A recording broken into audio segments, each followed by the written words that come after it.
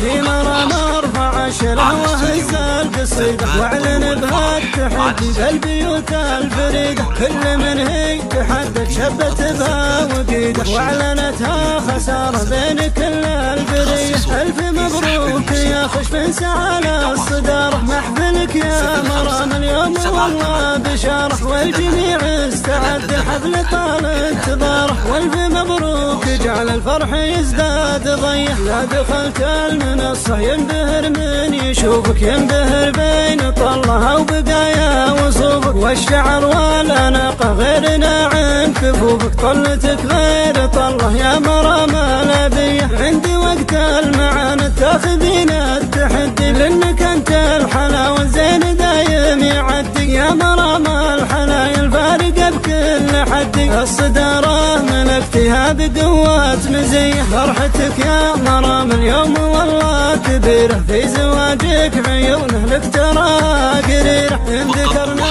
اخوانك نعم في كل ديره طيبين السريره حافظين الوصيه. بنت ابو متعب الزيزوم قرم العيالي الكريمه المعرف كامل بالخصال.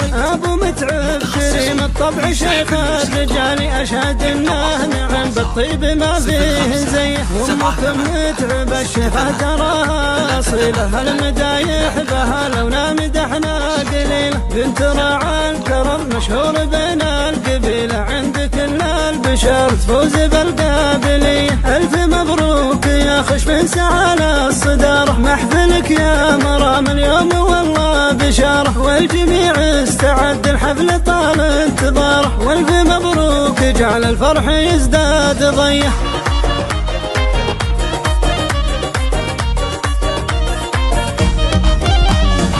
في مرام ارفع شله وهز القصيده واعلن بها التحدي بالبيوت الفريده كل من هي تحدث شبت بها وقيده واعلنتها خساره بين كل البريه. الف مبروك يا خشب سعى الصداره محفلك يا مرام اليوم والله بشاره والجميع استعد الحفل طال انتظاره. والف مبروك جعل الفرح يزداد ضيه لا دخلت المنصه ينبهر من يشوفك ينبهر بين طلها وبقايا وصوفك والشعر والاناقه غير ناعم كفوفك طلتك غير طله يا مرام الابيه. عندي وقت المعاني تاخذين التحدي لانك انت الحلاوه الزين دايم يعدي يا مرام الحلايا الفارقه بكل حدي. الصداره ملكتها بقوه مزيه فرحتك يا مرام اليوم والله كبيره في زواجك عيونه لك تراها قريره. ان ذكرنا